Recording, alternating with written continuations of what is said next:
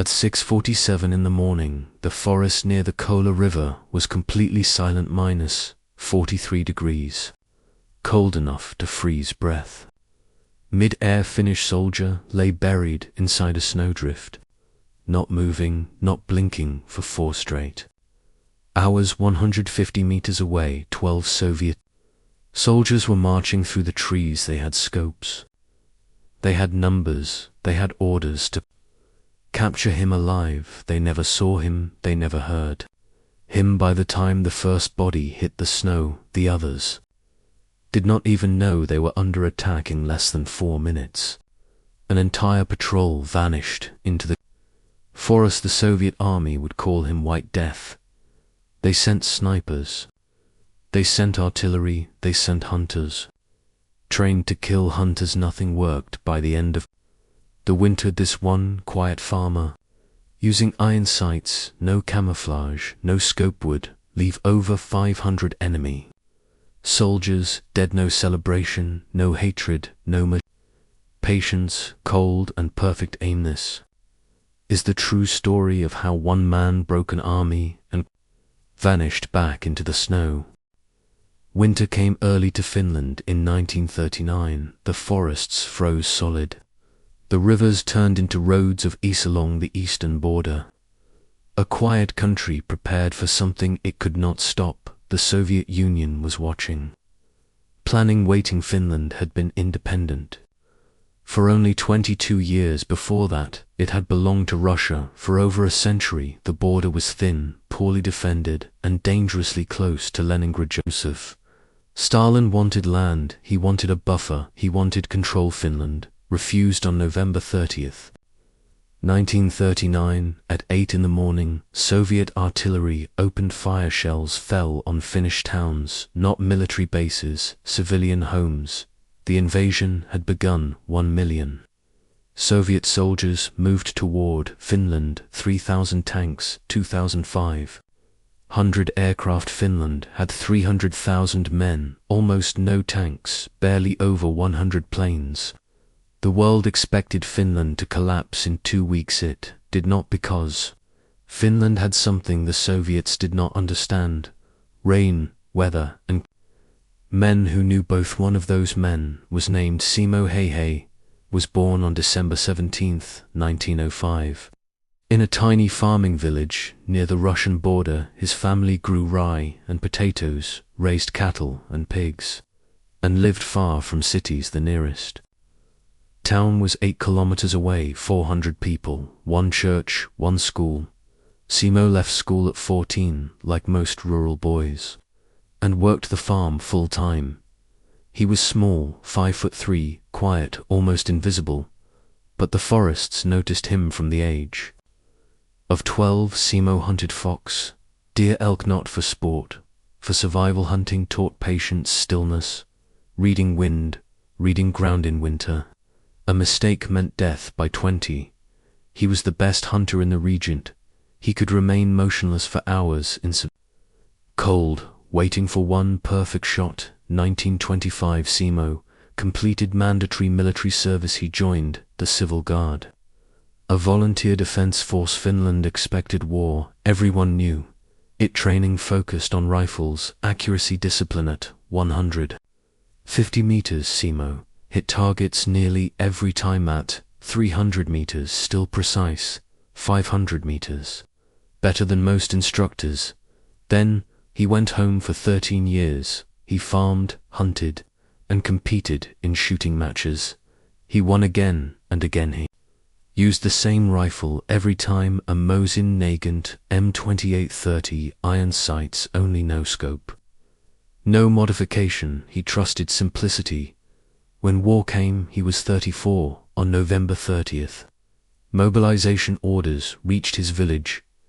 Simo reported immediately. He was assigned to Infantry Regiment 34 near the Kola River. The terrain was forest frozen, dense. If the Soviets crossed the river, they could reach Viborg. Finland would fallen. December 7th, the Soviets attacked. 14,000 soldiers advanced against 4,000 Finns, they crossed the frozen river in waves. Finnish machine guns opened fire, bodies fell and kept falling. By nightfall, over 2,000 Soviet soldiers were dead. Finnish losses were minimal. Simo fought as a regular rifleman that day. Noticed something: the Soviets moved the same way every time, same paths, same formations, predictable. That night, he requested sniper duty. 2 days later, he was approved. On December 10th, before sunrise, Simo left the Finnish lines alone. He moved into the forest 200 meters forward. He chose a snowdrift beside a fallen tree, packed the snow tight around himself, only his rifle and eyes exposed. At 7:23, a Soviet officer appeared 250 meters away. Simo waited, exhaled, fired. Officer fell. Minutes later, another soldier approached. Another shot, another body. He did not move. By nightfall, he had begun a routine move. Before dawn, hide, wait, fire once, relocate. Never more than 3 shots in. The days that followed, Soviet patrols kept disappearing. Men walked into the forest and did not come back. No sound, no muzzle flash, just bodies. The soldiers began whispering. They called him White Death, but they did not know White Death was only one man, and he was just getting started. The forest began to change, not in appearance, but in behavior. Soviet patrols no longer walked casually, they moved slower, weapons raised, eyes scanning snow and trees. Fear had entered the woods. Each morning, a few more bodies were found, always alone, always clean kills.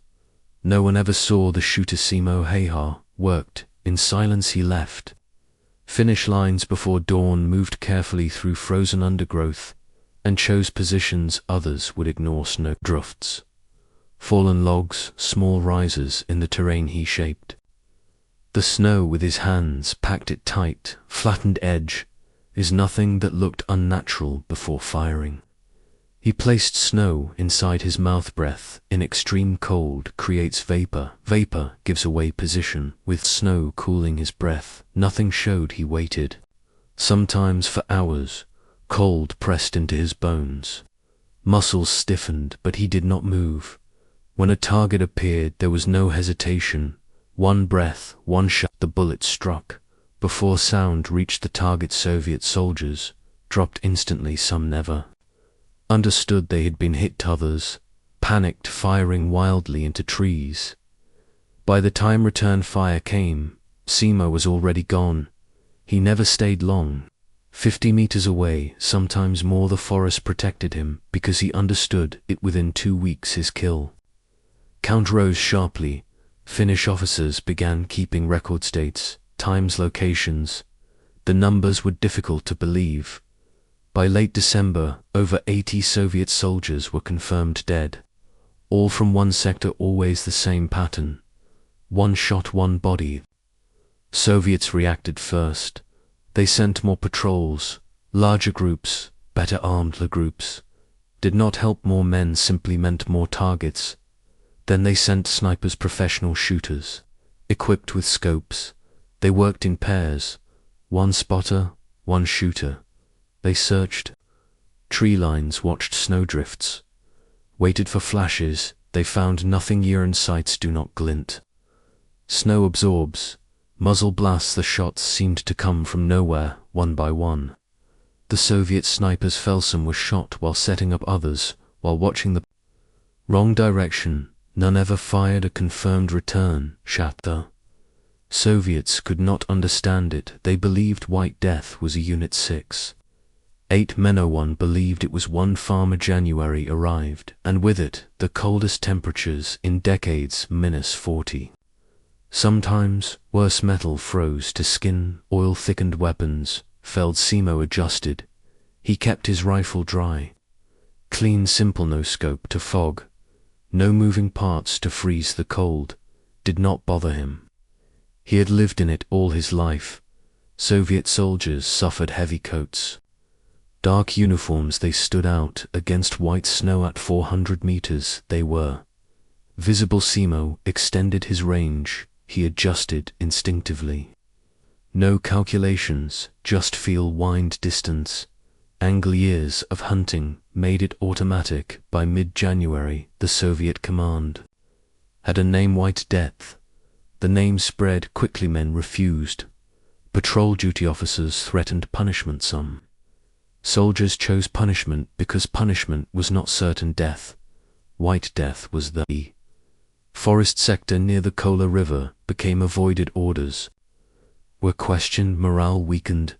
The Soviets escalated again. Artillery on January 15th, shells rained down, trees shattered.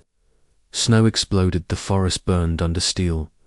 The bombardment lasted 30 minutes. When it ended, they believed the sniper was gone. Finnish scouts checked later. Simo was alive. 800 meters away, he had watched the shelling begin and moved early. The Soviets destroyed empty ground. They tried night infiltrations.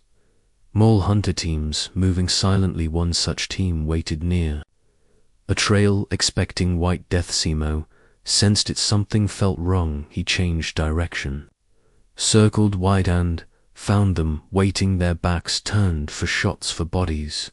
The others ran. February. The numbers became undeniably over 200 confirmed kills from one month. The Soviet response became desperate. More artillery, more snipers, more patrols. Nothing stopped him. Simo did not feel like a hero. He felt like a worker. Each soldier was a task, a problem solved efficiently. No anger, no joy, just necessity. But February would change everything. The cold intensified, the pressure increased in the forest, would finally fight back. Winter tightened its grip. By late January, the cold was no longer weather. It was a weapon. Metal shattered when struck, oil turned thick like tar.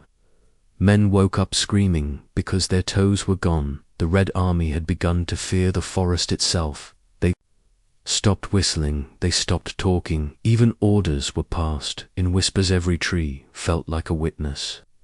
Every shadow felt armed. The White Death was no longer a rumor. He was a certainty. If a patrol entered the woods, someone would not return. They tried moving only at night, but the snow betrayed them. Footsteps glowed under moonlight. They tried moving at dawn, but dawn belonged to him. Simo Häyhä changed nothing.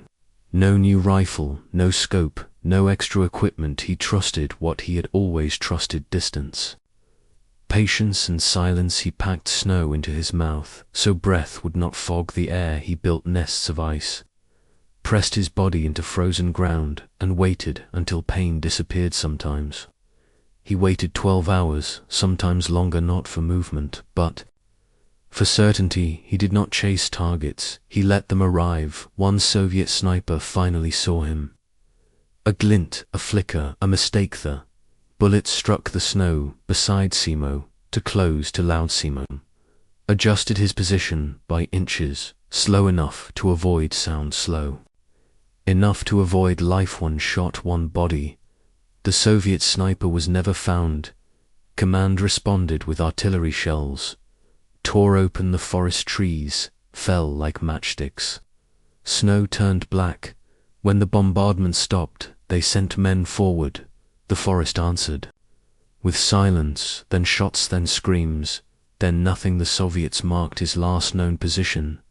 They bombed it again and again, but Simo was never there. He moved like weather, not seen, not followed. By February, the kill count passed 400 men. Refused. Patrol duty officers threatened execution. Still, they hesitated, because execution was fast. The forest was not letters. Home changed.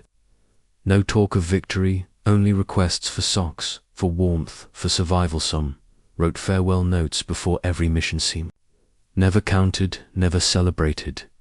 To him, each shot was maintenance, like chopping wood, like feeding animals, necessary, unemotional. On March 6th, the Soviets tried one final method: overwhelming force, say full assault line, snipers, machine guns, explosives. They would sweep everything. Simo took position before sunrise, cold, deeper than before, bones aching.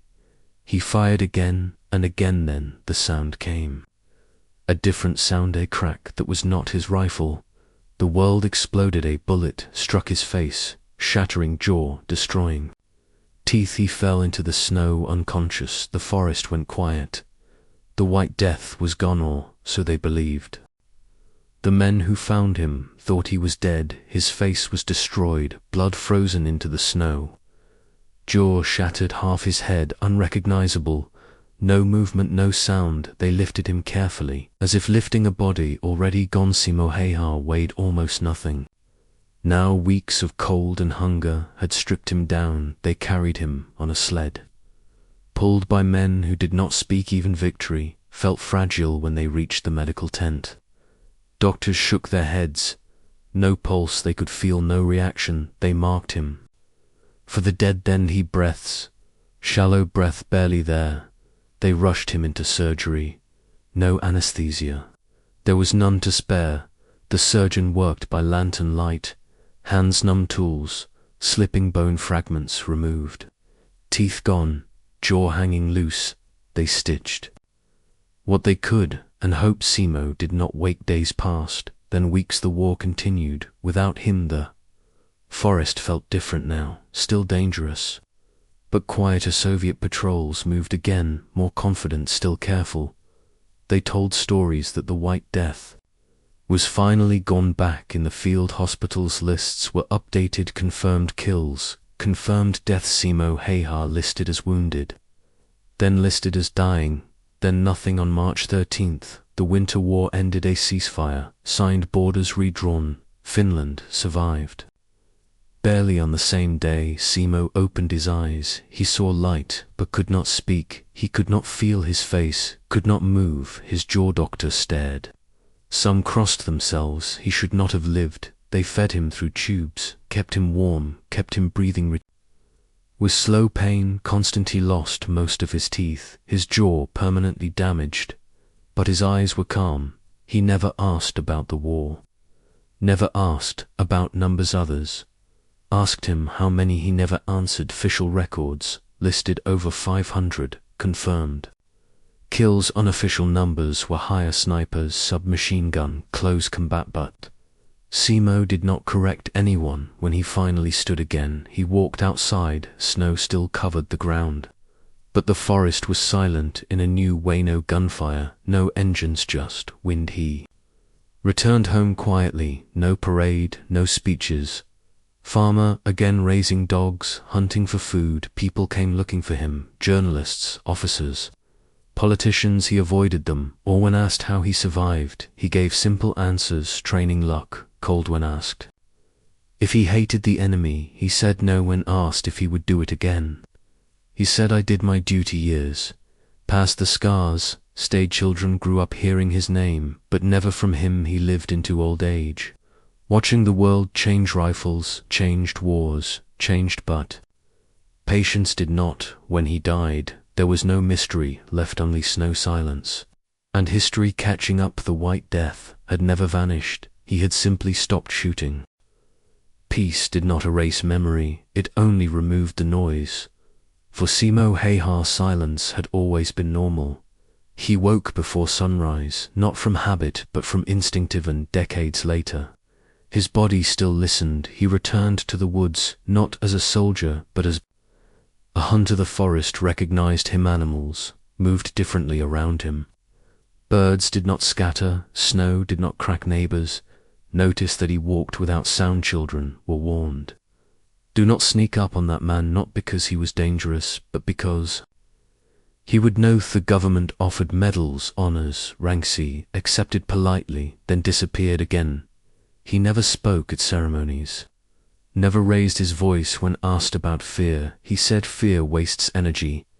When asked about killing, he said survival has rules. Young soldiers came to visit, asking for advice.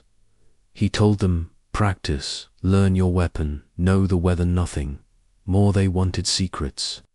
He gave them discipline. Historians argued, numbers debated, records compared, legends.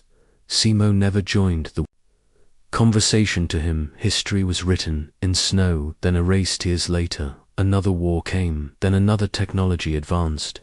Scopes, sensors, satellites, but old soldiers still spoke his name in low tones because his methods still worked. Patience, control, position. He proved that war was not speed, but stillness. In interviews, rare and short, he never described faces, never described screams, only distances. Wind, light, he said the hardest part was waiting, waiting while your body freezes, waiting while pain fades, waiting while certainty forms, because shooting without certainty was wasty.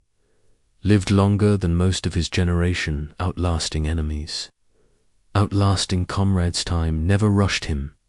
When asked how he wanted to be remembered, he said, as someone who did what he was told. Nothing heroic, nothing poetic. Stories grew anyway, books, films, whispers. They called him a ghost, a myth, a symbol. But symbols do not age. Simo did. Slowly, quietly, he watched snow fall each winter, still counting, wind still reading terrain. When his hands finally shook, he stopped hunting, not from weakness, but respect. The rifle rested clean, unused. He lived surrounded by silence, the same silence that once protected him when death came. It came gently, no explosion, no urgency, just sleep. The forest did not react. Snow still fell, wind still moved. Trees, but somewhere history closed a page. The White Death was never about death. It was about control, and control outlived the war. Long after the war, long after the headlines faded, the lessons remained. Military academies studied battles, generals studied maps, but quiet instructors studied him, not the numbers, not the legend, the method. Instructors spoke about movement, about noise, about light. Then they spoke about restraint, because Simo Häyhä proved that not firing was sometimes more powerful than firing. He waited when others rushed. He stayed still when others advanced. Modern soldiers struggled with that idea. Speed felt safer. Action felt strong. Stillness felt like weakness, but stillness won. His story traveled far beyond Finland, across oceans, across generations. Snipers in deserts, in jungles, in cities. They studied winter photographs, trying to understand how a man became terrain. Learned that camouflage was not fabric, it was behavior. That silence was not absence. It was control. Technology promised advantage, thermal sights, drones, tracking systems, but technology failed where discipline survived, because discipline did not emit signals. Veterans spoke of moments when everything stopped. No radio, no command, no instruction, only breath. That was where he lived. In that pause, modern wars grew. Loud explosions, engines, screens, yet casualties still fell. Two unseen shots, because the forest had moved into cities, into ruins, and the principles followed. Patience, angle, timing. Young snipers were told, you do not hunt, you wait, you do not chase, you prepare. That was his inheritance, not medals, not fame. A mindset even critics could not deny. It won. Man, poorly equipped, outnumbered, changed enemy behavior, forced delays, forced reroutes, forced fear. Entire units altered movement patterns because of one presence that was power, not destruction. Influence, psychological weight. The enemy feared what they could not look at, and that fear multiplied. Some historians called it myth, some called it exaggeration, but documents showed changes. Orders rewritten, timelines slowed. Fear leaves paperwork, and paperwork remains. Simo Häyhä never read those reports. He did not need confirmation. He knew what worked, because it worked on him. First, control of breath, control of thought. No anger, no excitement. Emotion disrupted aim, so he removed it. When asked if he felt pride, he said, pride makes noise, noise attracts attention. He avoided attention even in peace. When the world modernized, he stayed grounded. No television, no spectacle, just seasons, the same seasons that once shaped the battlefield. Winter still arrived, still demanded respect. He respected it back, not as enemy, but as Partner cold sharpened focus, silence sharpened. Hearing discomfort sharpened, decision comfort dulled all three. That was another lesson comfort. Kills awareness, he lived simply, so awareness stayed sharp by the time new generations learned his name. He was already gone, but his absence felt similar to his presence, quiet, influential, unavoidable. He never wrote doctrine, but doctrine wrote itself around him, and that may be the final truth, that true impact does not announce itself, is felt, then understood, then remembered long after the sound fades. Time has a way of simplifying stories, removing detail, sharpening edges. What remains is usually wrong, but with Simo Häyhä, time did the opposite. The more distance grew, the clearer the picture became. Not a monster, not a mafia, man shaped by land. Did not train killers, it trained survivors from childhood. Cold was familiar, hunger was temporary. Silence was normal, that mattered, because war does not create skills, it reveals them. Simo entered the war already prepared, not by drills, but by love. Taught patience, farming taught routine, winter taught respect. When historians searched for turning points, they missed the truth. There was no moment of transformation. He did not become the White Death. He was recognized as one. Recognition followed performance, not intention. He never sought dominance, only balance, between exposure and concealment, between action and restraint. Most soldiers fail. There they rush. They hesitate. Against Simo did neither. He waited, then acted, then waited again. That rhythm defined him even after the war. That rhythm remained. He ate simply, moved slowly, spoke rarely. People misread that as humility. It was efficiency. Words waste energy, excess motion invites error. Those principles do not fade. They follow a person in public. Memory heroes shout, charge, stand tall. Simo did none of that. He lowered himself, reduced profile, blended on. That contradicted expectation, which made his story unsettling, because it suggested that greatness could be quiet, that impact could be invisible. Control mattered more than courage. That idea disturbed those who valued spectacle. Yet wars kept proving it. Battles won by logistics, by patience, by restraint, not by noise. As the decades passed, his name appeared in textbooks, briefly, often without details. Numbers, just outcomes. But veterans filled the gaps. They spoke about weather, about waiting, about choosing not to fire. Those stories lasted because they sounded real. Simo never corrected exaggeration, never denied praise, not because he agreed, but because correction invited attention, and attention was never his goal. In his final years, visitors asked what advice he had for the world. He paused, then said, "Be prepared." That was all. Not be brave, not be aggressive, be prepared. Preparation is quiet, invisible, unglamorous, but it decides outcomes. When he was buried, there were no speeches, only flags. Snow windmen stood silently, not in awe, but in understanding. They understood that war had passed through this man without changing him, that his rare most are consumed, broken, hardened. He remained aligned with land, with rhythm, with silence. History often looks for endings, closures, final statements, but some stories do not end. They settle like snow covering ground, softening edges, preserving what lies beneath her. White Death did not disappear, became part of the landscape. Landscapes do not announce themselves, they endure.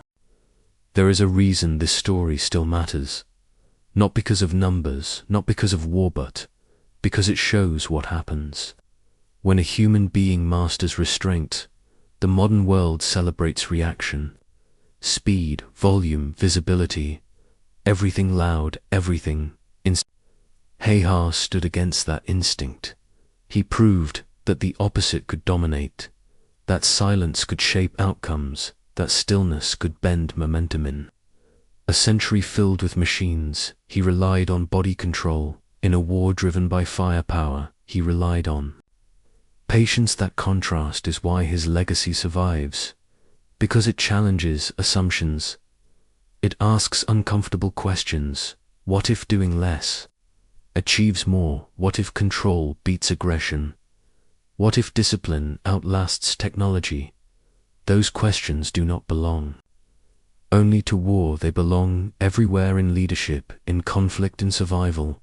That is why military schools still study him, not to replicate his kills, but to understand his mindset, a mindset built on awareness, not emotion, on preparation, not impulse and endurance, not glory. Simo Häyhä never tried to be remembered, but memory follows impact. Impact follows discipline. The forest never celebrated him. The snow never thanked him. They simply accepted him because he moved within their rules when the world rushed forward. He stayed aligned when others sought recognition. He avoided exposure when chaos demanded reaction. He offered control. That is why this story feels different, because it does not end with triumph or tragedy. It ends with continuity. Our life lived quietly, before, during, and after war. The same rhythm, the same restraint. Very few people manage that. Most are changed by pressure. He was refined if you listened closely. This story is not about death, it is about mastery. Mastery of self, mastery of environment, mastery of restraint. Those are rare skills, and rare skills shape history without noise. If this story made you pause, if it made you think, if it made you uncomfortable, then it did its job, because the most important lessons are rarely loud. They wait, just like he did. If you value stories like this, stories that reveal the quiet forces behind history, subscribe to this channel so these lessons are not lost to noise.